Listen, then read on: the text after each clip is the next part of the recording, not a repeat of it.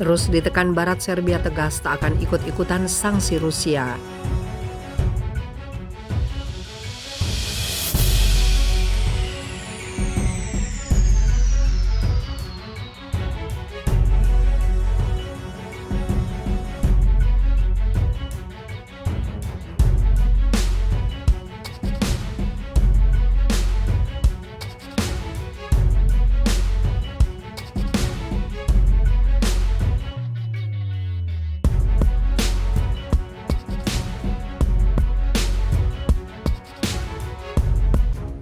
Terus ditekan Barat, Serbia tegas tak akan ikut-ikutan sanksi Rusia. Presiden Serbia Aleksandar Vučić memastikan negaranya tidak akan ikut menerapkan sanksi ala Uni Eropa dan Amerika Serikat berikut semua sekutunya. Terlepas tekanan negara-negara Uni Eropa, Beograd akan terus mempertahankan kemandiriannya sebagai negara bebas. Penegasan disampaikan Vučić kepada penyiar saluran televisi Russia Today dalam sebuah wawancara di Forum Ekonomi Dunia di Davos, Rabu, waktu Davos, Swiss. Saat itu tidak ada kemungkinan seperti itu, kata Vučić memberitahu RTS ketika ditanya apakah Serbia akan ikut menjatuhkan sanksi terhadap Moskow. Saya tidak tahu apa yang akan dibawa kehidupan dan bagaimana semuanya akan terlihat di masa depan, tambahnya. Kami memperhatikan kepentingan kami sendiri, kata Vučić. Siapa yang tahu ancaman seperti apa yang mungkin kita hadapi. Tetapi seperti yang Anda lihat, sudah 90 hari dan Serbia mempertahankan kebijakannya, tandas Vučić. Ia menyatakan Serbia satu-satunya negara di daratan Eropa, negara kecil, jumlah penduduknya kecil, tetapi sangat bangga mengikuti kebijakannya sendiri. Tidak pro-Rusia, bukan pro-Barat, tetapi kebijakannya sendiri. Amerika Serikat dan sekutunya berulang-ulang menekan Beograd untuk bergabung dengan embargo mereka terhadap Rusia atas konflik di Ukraina. Uni Eropa berpendapat Serbia sebagai calon untuk bergabung dengan blok tersebut harus menyelaraskan kebijakan dan undang-undangnya dengan kebijakan Brussel, markas Uni Eropa. Ungkit kemunafikan Eropa. Hal itu yang ditolak Vučić meskipun ia mempertahankan tujuan strategis pemerintahnya untuk tetap menjadi anggota Uni Eropa. Semua orang menentang saya, menyebut saya kambing hitam, katanya kepada RTS. Dia mengatakan telah merespon desakan UE tersebut dan mengungkit kemunafikan blok tersebut.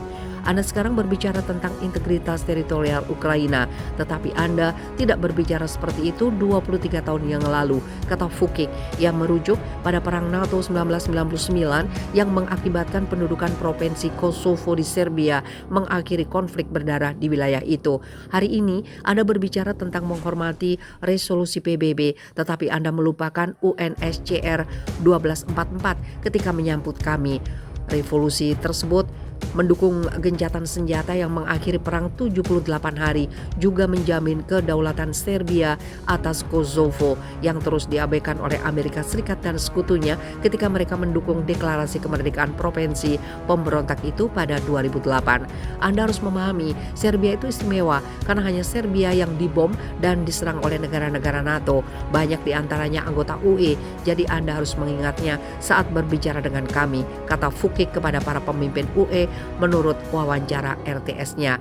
Selain tekanan politik dan diplomatik, Serbia telah menghadapi apa yang oleh penduduk setempat digambarkan sebagai kampanye intimidasi.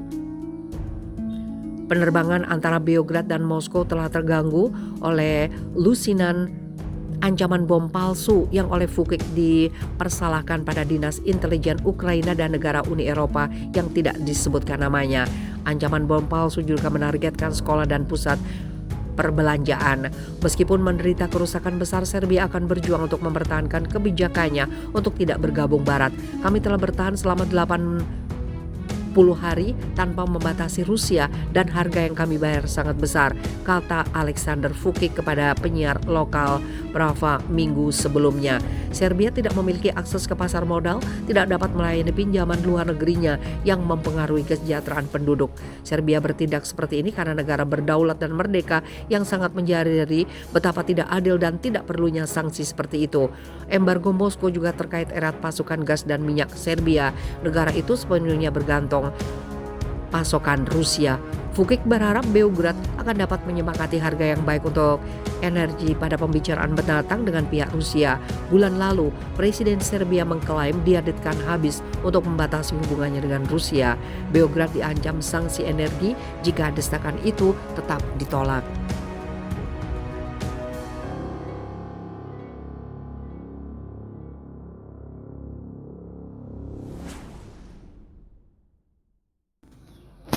Ngeri, ini senjata mematikan Rusia jika NATO Amerika Serikat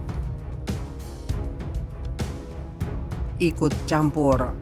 Konflik Rusia dan Ukraina menyeret Amerika Serikat dan NATO yang kebanyakan negara Eropa. Rusia mengecam akan melakukan perang nuklir apabila Amerika Serikat dan NATO terus ikut campur dalam konflik yang terjadi di Ukraina. Wakil Ketua Dewan Keamanan Rusia, Dmitry Medvedev, mengungkapkan meningkatnya dukungan militer yang diberikan kepada Ukraina oleh Amerika Serikat dan sekutunya beresiko memicu konflik antara Rusia dan aliansi militer NATO. Menurutnya, perseteruan dengan NATO berpotensi terhadap resiko perang nuklir besar-besaran. Negara-negara NATO memasuk senjata ke Ukraina, melatih pasukannya untuk menggunakan peralatan barat, mengirim tentara bayaran, dan latihan negara aliansi di dekat perbatasan. Kita meningkatkan kemungkinan konflik langsung dan terbuka antara NATO dan Rusia, kata Medvedev dalam sebuah unggahan Telegram dikutip Reuters. Berdasarkan Asosiasi Kontrol Senjata yang berbasis di Washington, Rusia dan Amerika Serikat sejauh ini adalah kekuatan nuklir terbesar di dunia.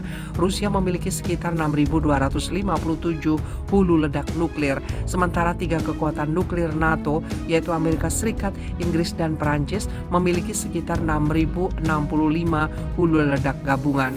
Adapun serangan Rusia ke Ukraina yang dimulai pada 24 Februari lalu telah menewaskan ribuan orang, menghancurkan berbagai wilayah di Ukraina, dan menimbulkan kekhawatiran akan konfrontasi paling parah antara Rusia dan Amerika Serikat sejak krisis rudal Kuba pada 1962. Putin mengatakan serangan yang disebut operasi militer khusus di Ukraina diperlukan karena Amerika Serikat menggunakan Ukraina untuk mengancam Rusia dan Moskow harus bertahan melawan penganiayaan terhadap orang-orang berbahasa Rusia.